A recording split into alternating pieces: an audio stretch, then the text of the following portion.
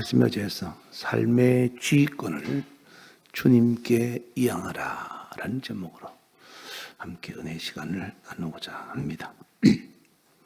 지휘권이라고 하면 군대에서 사용하는 용어죠. 제가 군대 지휘관으로 있을 때 주로 많이 사용했던 용어입니다. 어쩌면 여러분들은 생소할지도 모르겠고요. 그런데 지휘권이라고 하는 것은 지휘관이 예하 부대에 행사하는 모든 일체의 권한을 말합니다. 가령 자원의 효율적인 사용이라든지 부대 운용이라든지 또 편성, 지시, 협조, 통제에 대한 모든 권한과 책임을 통틀어서 말하는 거죠. 물론 여기에는 각 개개인에 대한 예하 그 통제에 따르는 밑에 부하들에 대해서 복지, 건강, 사기, 군기까지도 책임을 져야 되는 의무감이 따릅니다. 지휘관이 지휘권을 행사할 때는 통제만 하는 것이 아니라 통제받는 사람들에 대해서 책임을 지겠다는 그런 각오도 있어야 합니다. 이와 같이 우리는 우리의 인생의 삶의 지휘권을 하나님께 이양함으로 말미암아서 하나님이 내 삶의 모든 것을 주관하고 책임지게 만드는 거죠. 여러분 오케스트라를 보셨죠? 오케스트라 보시면 악기가 굉장히 많습니다.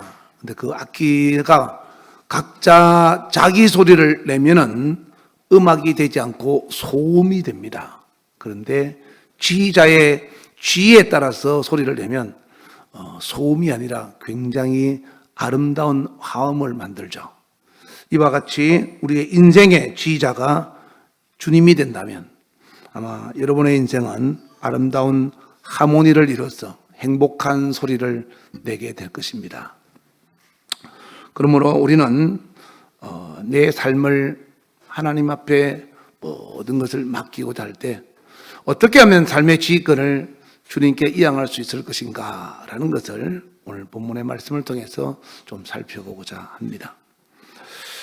내 삶의 지휘권을 하나님께 이양하기 위해서는 가장 먼저 오늘 본문의 잠언 3장 5절에 보시면 마음을 다하여 여호와를 신뢰하고 이렇게 되어 있죠. 하나님을 먼저 신뢰하는 마음이 있어야 됩니다. 하나님을 신뢰하지 못하면 우리는 항상 불안하고 초조하고 그리고 근심과 걱정에 쌓입니다. 여러분이 여러분의 인생에 있어서 닥치는 여러 가지 문제들 많이 다 경험하고 있을 것입니다. 그러나 그런 것들을 하나님께 맡기고 하나님을 의지한다면 아마 하나님께서 여러분의 마음과 생각을 지켜주실 겁니다. 오늘 본문 6절에 보시면 너는 범사의 글을 인정하라. 그리하면 내 길을 지도하시리라. 하나님을 인정하는 삶. 오늘 아침에 일부 예배 때 이런 말씀을 들으신 분은 들으셨죠? 일부 예배 때 하나님이 함께하는 사람은 요셉과 같이 노예 생활 속에서도 감옥 생활 속에서도 하나님을 인정하고 하나님을 의지하면 하나님은 결코 여러분의 환경과 상황과 상관없이 하나님이 여러분과 함께 하신다. 인생의 행복은 상황이 좋아지고 환경이 좋아지고 또 여러분이 원하는 것을 얻을 때 얻어지는 것이 아니라 진정한 행복은 하나님이 함께 할 때 얻어지는 것이다. 그래서 우리는 세상 사람들과 달리 나의 기쁨이 하나님과 함께 하는 것이 기쁨이 돼야지 내가 원하는 것을 얻을 때만 기쁨이 되면 내가 원하는 것을 잃을 때 되면 다시 슬픔으로 돌아간다는 거죠. 그래서 하나님이 기뻐하시는 삶이 되려면 범사에 하나님을 인정하고 하나님을 의지하는 삶을 살아야 된다라는 거죠. 그래서 인생의 어떤 한 부분만 위탁하는 것이 아니라 전부를 위탁하는 거죠. 사람들이 보통 암이 걸리면 하나님을 찾고 또 인생에 있어서 사람이 해결할 수 없는 문제가 생기면 하나님께 금식하고 하나님을 찾습니다. 제가 군대에 있을 때 보니까 새벽 기도를 가장 많이 나올 때가 언젠가 하면 진급 시기가 다가오면 많이 나옵니다. 한 달 전부터 간부들이 진급대가 되면 한 달 전부터 새벽 기도를 굉장히 많이 나옵니다. 그리고 진급 시기가 딱 끝이 나면 또 안 나오죠. 그래서 그런 걸 보면서 우리는 내가 해결할 수 없는 문제가 닥치면 하나님을 찾지만 문제를 해결할 수 있다고 생각하는 쉬운 문제들은 하나님을 의지하지 않습니다. 여러분이 아마 음식물을 삼키기 힘들 정도로 몸이 불편하고 아프게 되면 아마 하나님을 찾아서 하나님 음식을 잘 먹을 수 있도록 도와주세요 라고 할 겁니다. 그런데 여러분 지금 건강할 때, 물 한 잔 마실 때, 그리고 밥 한 숟가락 떠먹을 때, 그럴 때는 하나님을 별로 찾지를 않죠. 왜냐하면 내가 할 수 있는 것이니까. 근데 하나님을 전적으로 의지한다는 말은 하나님을 신뢰하고 인정한다는 것은 작은 것도 하나님, 이 물을 마시는 것도 하나님 식도로 잘 넘어가서 기도가 아니라 식도로 넘어가서 내가 잘 마실 수 있도록 하나님 도와주세요 라고 하면 그것이 내 식도로 잘 넘어가면 하나님이 하셨다라고 하는 거죠. 여러분 물 먹다가 식도로 넘어가지 않고 목구멍에 기도로 넘어가면 갑자기 숨이 막히고 굉장히 기침할 때 경험해 보셨죠? 이와 같이 작은 물 한 잔 마시는 것도 여러분이 쉽게 호흡할 수 있는 것도 하나님의 은혜고 하나님이 함께 하셔야만 가능합니다. 하나님 저는 저 혼자 아무것도 할 수 없습니다. 하나님이 하실 때 저는 가능합니다 라고 하나님을 범사에 인정하는 삶이 될 때 하나님은 여러분의 모든 삶을 책임져 주시는 지휘권자가 될 수가 있다는 거죠. 그래서 먼저 하나님을 신뢰하는 마음을 가져라라는 것이고, 두 번째 오늘 3장 5절 다시 볼까요? 거꾸로 넘어가서 너는 마음을 다하여, 그 다음에 뭐라고 되어 있죠? 여호와를 신뢰하고, 두 번째 내 명철을 의지하지 말라. 명철이 뭐예요? 명철은 나의 판단, 나의 계획, 나의 경험, 이런 것들이 내 인생의 주인이 되면 안 된다라는 거죠. 모세가 이스라엘 백성들을 데리고 가나안 땅으로 가고자 광야를 나왔을 때 가장 힘든 것이 백성들이 마셔야 될 물이었습니다.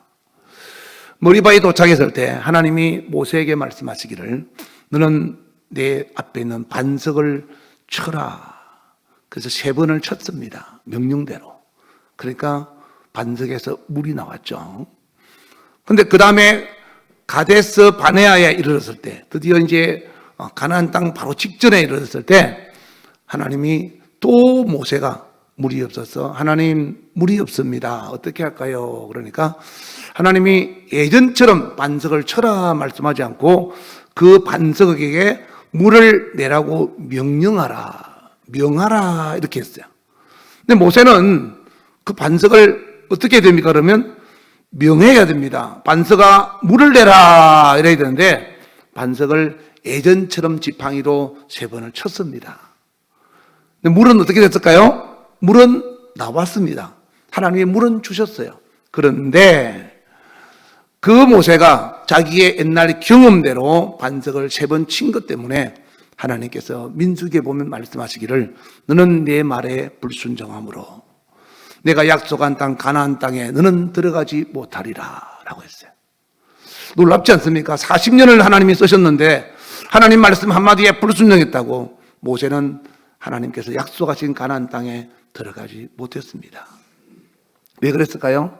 모세는 자기의 경험을 우선한 거죠. 우리가 살아가면서 하나님 지난번에는 이렇게 해서 이렇게 해결됐는데요 하고 자기의 경험, 자기의 생각, 자기의 인생에 살아온 삶을 우선으로 하나님 앞에서 의지한다면 내 명철, 나의 명철을 의지한다면 하나님은 그러면 네가 했으니까, 네가 선택했으니까 네가 책임져라 라는 거죠. 사람들은 자기가 선택해서 자기가 실수해놓고 하나님께 문제를 해결해 달라고 합니다. 참 신기하죠. 이런 자기가 저질러 놓고 해결은 하나님께 해달라는 거죠. 하나님이 그런 분인가요? 그렇지 않습니다. 우리가 하나님을 오해하면 안 됩니다. 내가 실수하고 내가 잘못한 것은 내가 꼭 책임을 져야 됩니다. 성경에 말씀하기를 하나님께서 우리가 회개하면 모든 죄는 다 용서해 주신다고 하셨습니다. 그러나 벌은 면제하지 않으리라 라고 했습니다. 회개했다고 내가 잘못한 것에 대해서 벌이 없어진다? 그렇지 않습니다. 그럼 벌이 생기면 하나님이 내 회개를 안 받으셨나? 아니요. 여러분의 회개는 받으셨지만 그 죄에 대한 책임에 대한 죄에 대한 결과에 대한 책임은 네가 선택했으니까 네가 져라 이 말이에요. 벌은 면제하지 않는다. 그래서 다윗이 하나님 앞에 범죄하고 벌을 받았을 때 그 벌에 대해서 다윗은 하나님 앞에 원망하지 않았습니다. 자기의 첫째 아들이 죽었을 때 깨끗하게 들고 일어나서 하나님 다시 시작하겠습니다 라고 한 거죠. 그리고는 하나님을 다시는 죄송합니다. 다시는 실망시키지 않고 하나님을 기쁘시게 하는 믿음의 삶을 살았죠. 범사에 하나님을 인정하고 하나님을 의지함으로. 그래서 사도행전 13장 22절에는 하나님이 다윗을 보고 내 마음에 합의한 자다. 그리고 요한계시록 22장에 가서는 나는 다윗의 뿌리다 라고 예수님이 말씀하시는 거죠. 한때 실수했지만, 한때 잘못했지만 하나님 앞에 돌이켜 회개하고 다시 일어섬으로 말미암아 하나님은 다윗을 인정하고 칭찬했습니다. 우리 모두는 실수하지 않고 살아가는 사람 아무도 없습니다. 때로는 힘들고 때로는 내가 몰라서 내 경험, 내 판단, 내 생각을 의지했지만 하나님께서 내 삶을 책임지기를 원하시면 여러분의 판단과 여러분의 생각을 버리고 하나님께 모든 것을 맡기고 하나님이 뭐라고 말씀하시는가에 귀를 기울이고 그 목소리에 여러분이 복종할 수 있기를 주의 이름으로 축원합니다. 때로는 여러분의 생각과 다를 수 있습니다. 예레미야 29장 11절에 보시면 하나님이 말씀하시기를 나는 너희의 생각과 다르다. 너희가 당하는 70년간의 포로생활 고통은 너희에게는 재앙인 것 같지만 재앙이 아니고 오히려 그것으로 말미암아 너희 미래와 희망을 주는 것이다 라고 했습니다. 아침에 설교를 들으신 분은 이해하시죠? 요셉이 감옥에 들어가기 전에 애굽의 노예로 팔려간 것. 요셉이 아버지 야곱에게서 태어나서 자기가 원치 않는 꿈을 꿨습니다. 자기 아버지와 어머니 그리고 형제들이 그에게 절을 하는 꿈을 꾸고 하나님 앞에서 생각지도 않은 꿈을 꾸고 난 다음에 그리고 형제들 사이에서 아버지에게 사랑받는 것 때문에 질투를 받아서 애굽 사람들에게 팔려가서 그리고 보디발의 집에서 열심히 충성했어도 불러가고 그 아내 때문에 억울한 누명을 쓰고 감옥에 들어가서 2년이라는 세월을 살았음에도 불구하고 요셉은 아무런 불평하지 않고 하나님 앞에 늘 주어진 삶에 충성하고 그런 고난 속에 또 믿음을 잃지 않고 끝까지 하나님을 의지하고 살았더니 그 고난의 과정, 감옥 생활이 축복의 통로가 되어서 약관 30세 애굽의 총리가 되었더라라는 거죠. 그래서 요셉이 나중에 자기 형제들을 만났을 때 이런 과정들, 애굽에 팔려가고 감옥에 2년이나 살고 그렇게 고생했던 수많은 세월들이 그것이 자기 인생의 결과가 아니라 자기 형제들을 만났을 때 요셉은 고백하기를 하나님께서 당신들은 나를 헤아려 했으나 하나님은 그것을 선으로 바꾸사 나를 모든 백성들을 구원하기 위해서 이렇게 하셨습니다 하고 하나님의 계획을 말씀했던 겁니다. 사랑하는 여러분, 어떤 때는 여러분이 감옥과 같은 고통의 시간이 때로는 축복의 통로 과정이 될 수도 있고 또 여러분의 지금의 눈물이 하나님의 계획이 될 수가 있습니다. 그러므로 여러분이 지금 힘들다고 하나님의 뜻이 아니다라고 생각하지 말고 여러분과 하나님의 생각이 달라도 하나님 앞에서 여러분 생각을 내려놓고 하나님을 전적으로 의지할 수 있기를 주의 이름으로 축원합니다. 바울이 하나님께 부름을 받고 하나님의 귀한 사도로 일을 했죠. 여러분, 목사는 안 아파야 됩니까? 목사는 아무 일 없어야 됩니까? 목사도 사람입니다. 바울은 하나님의 사도였지만 그는 놀라운 정말 고통과 괴로움과 아픔이 이루 말할 수 없이 있다고 했습니다. 그래서 바울은 자기의 그것을 육체의 가시, 곧 사단의 사자라고 그렇게 지칭을 했습니다. 그리고는 하나님 앞에서 그것을 없이 해달라고 간구했지만 3번씩이나 기도했지만 하나님은 그 기도를 들어주지 않으셨죠. 왜? 고린도후서 12장 9절에 보시면 하나님께서 바울에게 그 고난의 가시, 그 육체 사단의 사자를 준 것은 바울로 하여금 하나님의 능력이 떠나지 않도록 하기 위해서 하나님께서 허락하셨다. 그래서 바울은 오히려 그 고난을 기뻐하고 기뻐하노라 라고 했습니다. 사랑하는 여러분, 여러분의 문제가 하나님을 단순히 만날 수 있는 기회라면 우리는 기도의 응답이 이루어지면 기도할 필요가 없습니다. 왜냐? 하나님이 단순히 나의 기도만 들어주는 분이라면 하나님 나에게 이렇게 해주세요 라고 했을 때 그 기도가 응답되면 그 다음부터는 기도 안 해도 되잖아요. 그런데 하나님 그 기도를 통해서 하나님과 오랫동안 교제하기를 원하는 겁니다. 세상을 살면서 우리는 필요한 것을 얻으려고 하지만 그러나 하나님은 늘 하나님과 우리의 관계가 하나님 아버지와 자녀의 관계로서 영원히 가기를 원하는 거예요.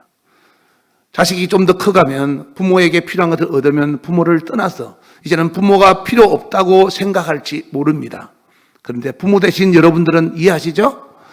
그 자식이 시집을 가고 장가를 가도 여전히 그 부모에게는 자녀고 그리고 함께 있기를 원하고 교제하기를 원하고 자주 연락하기를 원하죠. 이와 같이 하나님은 우리가 스스로 할 수 있는 것이라 할지라도 우리 스스로 하나님을 외면하고 돌아서는 것이 아니라 늘 하나님을 찾고 하나님을 의지하고 하나님께 맡기고 또한 문제가 있을 때는 하나님이 나를 부르시는구나라는 하나님의 뜻을 헤아려서 하나님과 아름다운 관계 속에서 유지되는 것을 원하기 때문에 우리는 범자의 내 생각과 다르다 할지라도 하나님 앞에서 하나님을 의지하는 그런 마음 자세가 필요하다라는 거죠. 그래서 첫째는 하나님을 신뢰하고 둘째는 내 명철, 내 판단, 내 계획, 내 생각을 우선으로 하지 말고 작은 것도 하나님 어떻게 할까요?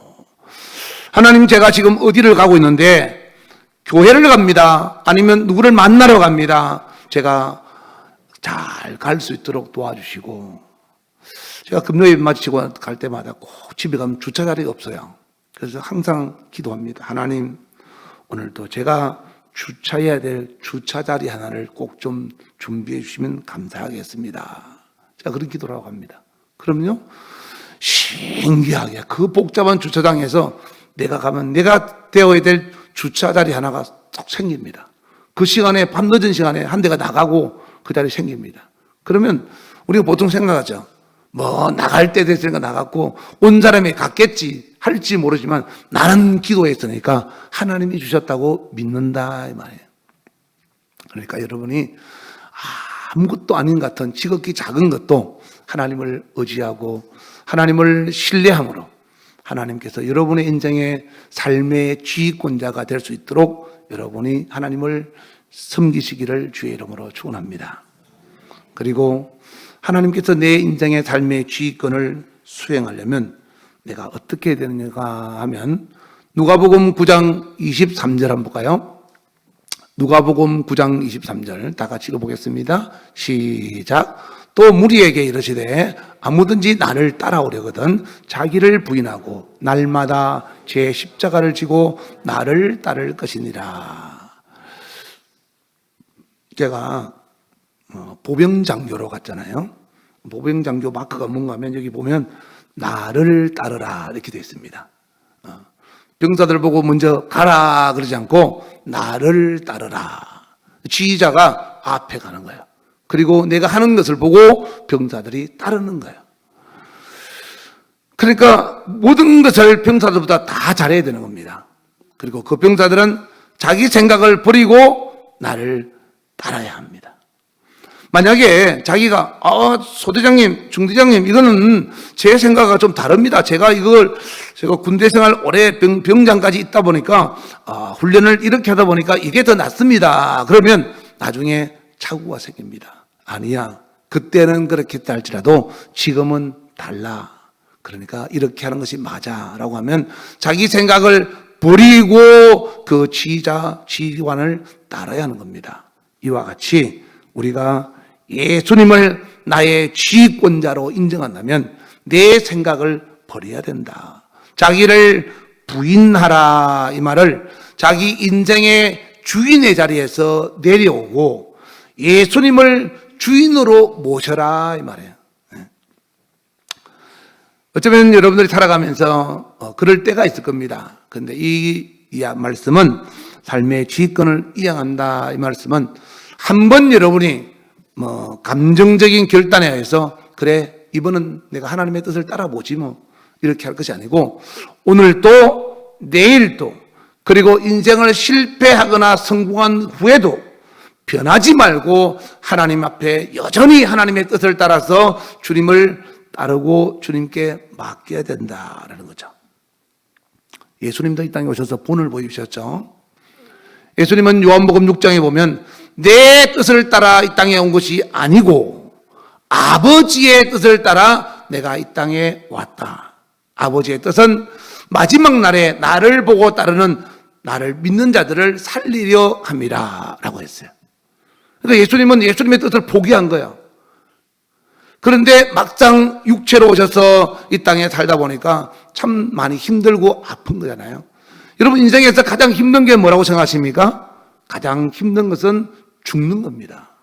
물론 자살하는 사람도 있죠. 그런데 자살하는 사람들이 죽는 순간에 후회한답니다.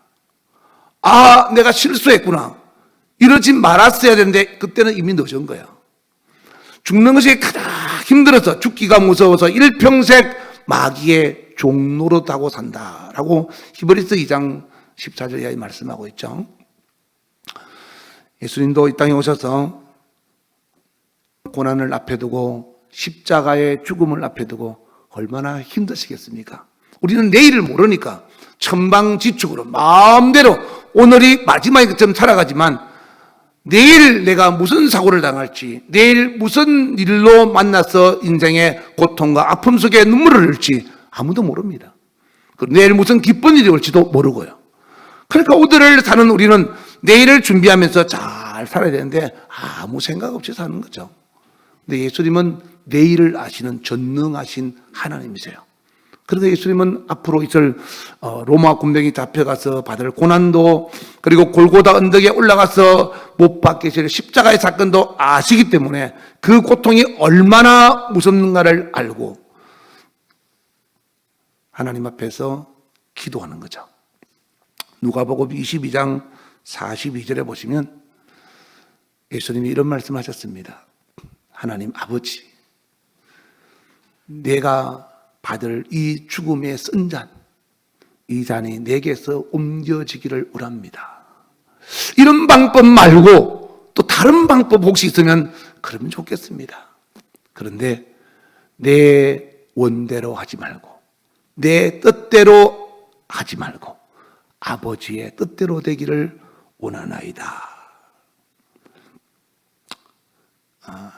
예수님은 이런 말씀을 늘 이런 마음가짐을 가지다 보니까 요한복음 12장 50절에 보시면요, 예수님은 항상 이 땅에 계시면서 하나님이심에도 불구하고 하나님 아버지의 말씀을 명령으로 받았다라고 했습니다.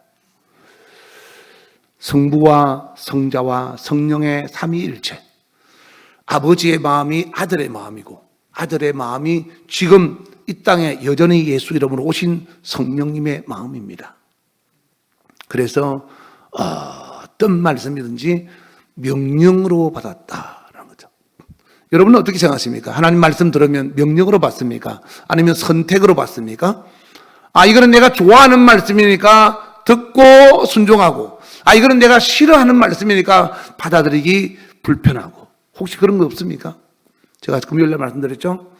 여러분들은 그리스도 예수 안에 있는 사람들은 내가 좋아하는 말씀이라는 말을 하면 안 돼. 그리스도 예수 안에 있는 사람은 내가 좋아하는 말씀이 아니라 주님이 내게 하시는 말씀이라고 말해야 되는 겁니다. 그래서 어떤 말씀도 나에게 필요하고 나에게 유익하기 때문에, 하나님이 하시는 말씀이기 때문에 그 목소리 앞에 복종해야 되는데, 사람들이 말씀을 듣고 명령을 얻지 않고 선택한다 이 말이에요. 내가 좋아하는 말씀이면 받아들이고, 내가 듣기가 거북한 말씀이면 그거는 목사님은 가능하고, 그건 목사님 제 형편과 처지상 어쩔 수 없습니다. 여러분, 출애굽기 32장에 보면 주의를 거룩하게 지켜라. 너희가 주의를 더럽히면 내가 너희의 생명이 내게서 끊어지리라 라고 했습니다. 그러면 주의를 목숨보다 더 귀중하게 여겨야 되겠죠. 저 그 말씀 듣고요, 예수 믿으면서 처음 시작할 때 내가 어떤 상황에 있어도 주일은 절대로 어기지 않는다. 주일만큼은 하나님의 얼굴을 뵙는다. 그리고 난 너무 가난하게 자라서 하나님이 복 주신다고 하니까 약속의 말씀 듣고 내가 10의 1조는 반드시 하나님께 바친다. 이 두 가지는 신앙생활하면서 가장 모토로 삼았습니다. 그래서 정말로 그걸 두 개 지키려고 몸부림 많이 쳤습니다. 월급 받아가지고 카드빚 다 나고 돈 없으면 서비스를 받아서 11조를 내고요. 그리고 주일을 지키지 못한다고 지휘관이 명령해서 너 이번 주 주일날 교회 가면 안 돼. 일이 많아서 일을 해야 된대. 하도 갔다 와서 수 없는 모함을 받고 욕을 먹어도 주일만큼은 꼭 지켰습니다. 갔다 와서 혼나고 부지람 듣고 듣기 거북한 욕을 먹어도 주일만큼은 지켰습니다. 왜? 하나님이 말씀하셨으니까. 여러분, 하나님 말씀을 명령으로 듣습니까? 이거는 내 형편상 안 되고 내 상황상 그럴 수 없고, 그래서 오늘은 교회 못 갈 것 같다. 그러면 안 됩니다. 여러분, 예수님도 그렇게 하셨던 것처럼 너희가 나를 따르거든 너 자신을 부인하고 십자가를 지고 나를 따르라 했던 것처럼, 주님이 여러분의 인생을 책임지게 하려면 하나님 앞에 여러분 자신을 부인하고 여러분에게 주신 십자가를 지고 끝까지 주님을 따르면 주님은 반드시 없던 길도 만들어서 홍해를 갈라지게 해서 그 바닷속을 지나게 했던 것처럼 하나님께서 여러분의 인생에 길을 내어서 하나님이 책임져 준다는 것을 잊지 마시기를 주의 이름으로 축원합니다.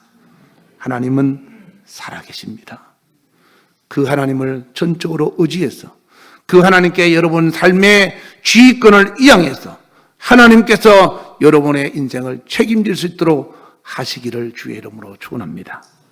오늘 말씀을 통해서 여러분이 하나님 앞에 여러분의 삶의 지휘권을 이양하면 어떤 유익이 있는가 하면은, 첫째, 하나님께서 여러분의 마음의 생각과 마음을 지켜주십니다.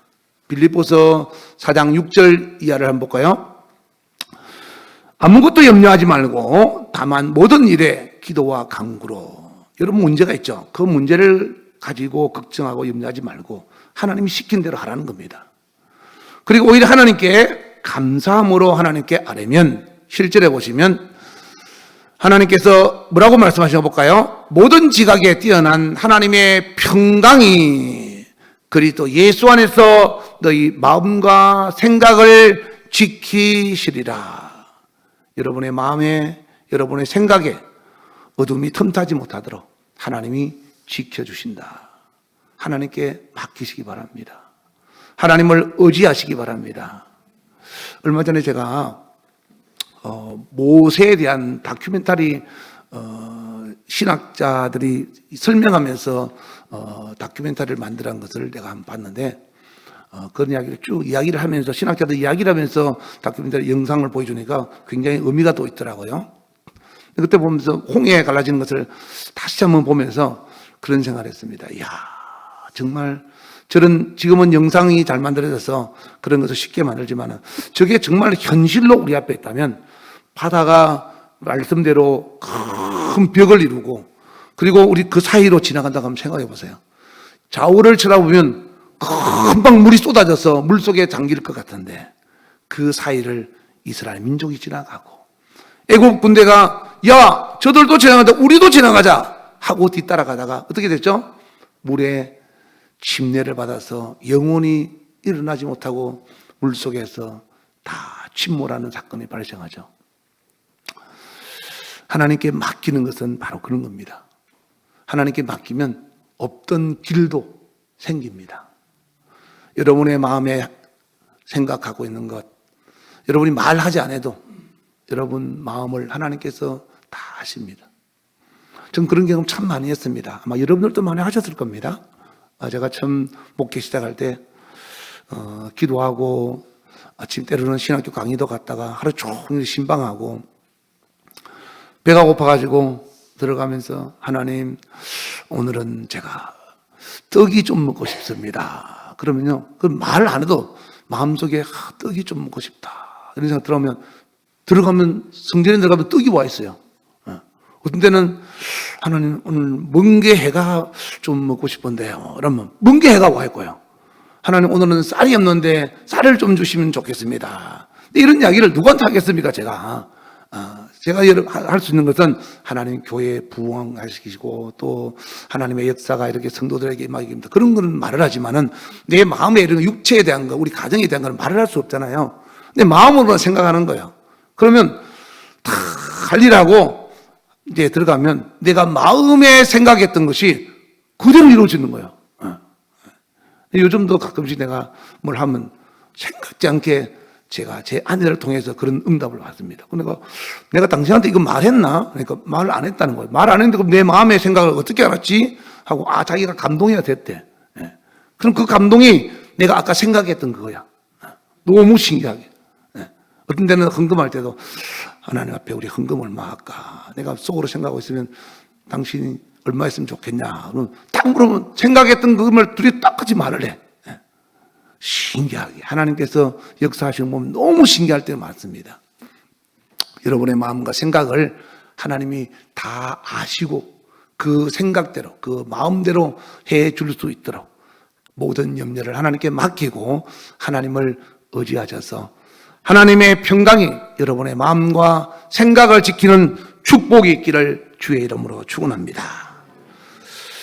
또한 하나님을 의지하고 내 인생의 삶의 지휘권을 하나님께 이양하면 하나님께서 무엇을 해주시는가 하면 여러분의 삶의 방향을 지시해 주십니다. 오늘 본문에도 말씀했죠. 내 길을 인도하시리라 라고 했습니다. 시편 48편 14절 한번 볼까요? 다 같이 한번 읽어보겠습니다. 시작.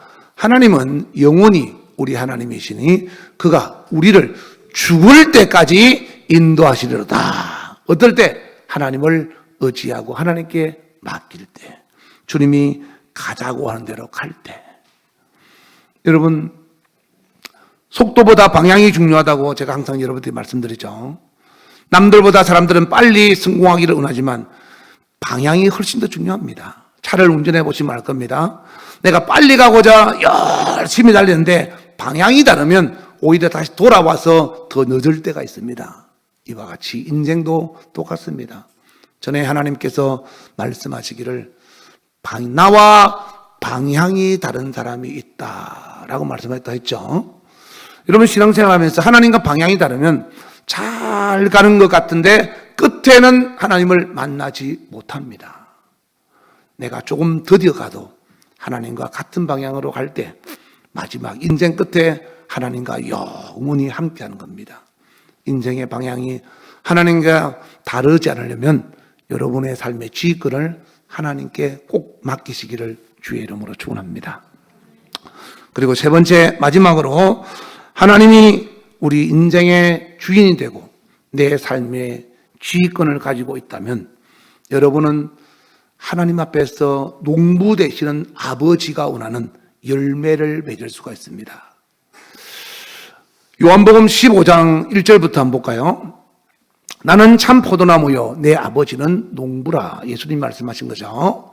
그 다음 절 보시면 무릇 내게 붙어 있어서 열매를 맺지 아니하는 가지는 아버지께서 그것을 제거해 버리시고, 예수님의 나무에 가지가 붙어 있으면 가지에서 진액이 나와서 나무에서 진액이 나서 가지로 가서 가지에서는 저절로 열매가 맺힌다는 거예요.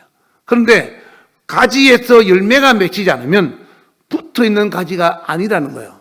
그래서 제거해 버리겠다 이 말이죠. 3절 볼까요? 너희는 내가 일러준 말로 이미 깨끗해졌으니, 4절에 그러므로 너희는 내 안에 거하라. 내 안, 예수님은 말씀이 육체가 되신 분이에요. 예수님의 말씀 안에 거하라. 나도 너희 안에 거하리라. 가지가 포도나무에 붙어있지 아니하면 스스로 열매를 맺을 수 없음 같이 너희도 내 안에 있지 아니하면 그러하리라. 무슨 말이에요? 열매 없는 신앙생활은 나중에 우리 주님 만났을 때 제거해서 버려지는, 불태워지는 가지와 같다라는 거죠. 많은 사람들이 교회를 다니면서 나는 천국 갈 수 있어, 나는 예수님이 나를 아실 거야, 그렇게 말하죠. 그런데 성경에 마태복음 7장 21절 이하에 보면 나더러 주여 주여 한 자마다 다 천국에 들어갈 것이 아니요 아버지의 뜻대로 사는 자가 간다 해놓고, 그 뒤에 보면 내 이름으로 귀신을 쫓아내고 내 이름으로 권능을 행하고 내 이름으로 선지자 노릇하고, 누가 했겠습니까? 다 주의 종들이 했겠죠. 목회자들 대부분 사람들이. 그런데도 불구하고 하나님이 그를 모른다고 하리라 그랬어요. 나는 하나님을 아는데 하나님은 나를 모른다라고 하는 거죠. 왜? 하나님과 방향이 같지 않는 거예요. 하나님은 하나님의 일을 위해서 우리를 쓰십니다. 나를 통해서 귀신도 나가고 나를 통해서 죽은 자도 살리고 나를 통해서 안전병이도 일어나고, 그런 역사를 예수님을 나타내기 위해서 나를 통해서 일하시지만, 그 사람이 하나님과 방향을 다르게 하면 하나님은 그를 통해서 열매 맺지 않는 가지는 제거하듯이 버린다. 그래서 우리는 쓰임받다가 버림받으면 안 된다. 다시 말씀드립니다. 처음 시작했을 때 말씀처럼 오케스트라 말씀을 드렸죠. 오케스트라가 아름다운 이유는 악기가 각자 자기 소리를 죽이고 자기 소리를 줄이고 지휘자의 손을 바라보기 때문에 오케스트라가 아름다운 화음을 내는 겁니다. 여러분 성가대 아마 아시는 분들은 이해할 겁니다. 나 노래 잘한다고 나 혼자서 큰 소리 내면 성가대는 망치는 겁니다. 나의 소리를 때로는 줄이고 상대방의 소리를 더 크게, 또 때로는 상대방의 소리를 줄이고 내 소리를 크게, 지휘자의 뜻에 따라서 소리를 낼 때 그 오케스트라는 아름다운 하모니를 이뤄서 멋진 소리를 내는 것처럼 우리 인생이 그런 겁니다. 하나님 앞에 내 지휘봉을 하나님께 맡기고, 그럼 군대 가면요, 저도 지휘봉을 갖고 있었는데 지휘관은 지휘봉이 있습니다. 그게 지휘관의 의미의 뜻이에요. 지휘봉, 오케스트라의 지휘자가 지휘봉처럼 그 지휘봉을 여전히 여러분이 예배 드리고 가면서도 여러분이 지고 간다면 오늘 예배는 여러분이 실패한 겁니다. 그러나 그 지휘봉을 하나님께 맡기고 저는 하나님의 손만 바라보겠습니다. 하나님께서 무슨 지휘를 하든 간에 소리를 줄이라 그러면 제가 소리를 줄이겠습니다. 가라 그러면 가고 멈추라 그러면 멈추겠습니다. 광야에서 이스라엘 백성들처럼 구름이 끼어서 멈추라 그러면 멈추고 해가 나서 가라 그러면 갔던 것처럼 내 인생을 하나님께 다 맡기고 가겠습니다. 하나님께서 내 마음과 생각을 지키시고 내 인생의 방향을 결정해 주시고, 그리고 나와 함께 하심으로 열매 맺는 신앙이 되어서 내 인생 끝났을 때 하나님께서 나를 모른다 하지 마시고 하나님께서 나를 보시고 내가 너를 아노라, 나는 너의 아버지가 되고 너는 내 아들이 되리라, 하늘나라 모두가 상속자가 되어서 우리 주님 만날 때 이 땅에서 삶의 고통이 영원한 행복이 되어서 주님과 영원히 함께 하시기를 주의 이름으로 축원합니다. 우리 주여 한번 부르고 간절한 마음으로 기도할 때, 하나님, 지금까지 내 인생의 지봉을 내가 지고 내 마음대로 살아왔습니다. 하나님은 내 인생의 좋은 자였습니다. 내가 필요할 때만 찾았습니다. 그러나 이제부터는 지극히 작은 것도 하나님께 맡기고 모든 내 인생의 삶의 지휘권을 하나님께 이양하고 하나님께 내 삶의 지봉을 맡깁니다. 주님, 내 인생을 지휘하여 주시옵소서. 우리 주여 한번 부르고 기도하겠습니다. 주여! 지금은 우리 주 예수 그리스도의 은혜와 하나님 아버지의 놀랍고도 지극하신 사랑과 성령님의 교통역사 충만하심이 오늘 말씀을 듣고 내 삶의 지휘권을 주님께 이양하고 나는 주님의 뜻을 따라 범사에 순종하며 주님과 함께 동행하리라고 마음에 결심하고 다짐하고 돌아가는 모든 자들 머리 위에 이제부터 영원토록 주 예수의 평강과 축복이 함께 있을지어다.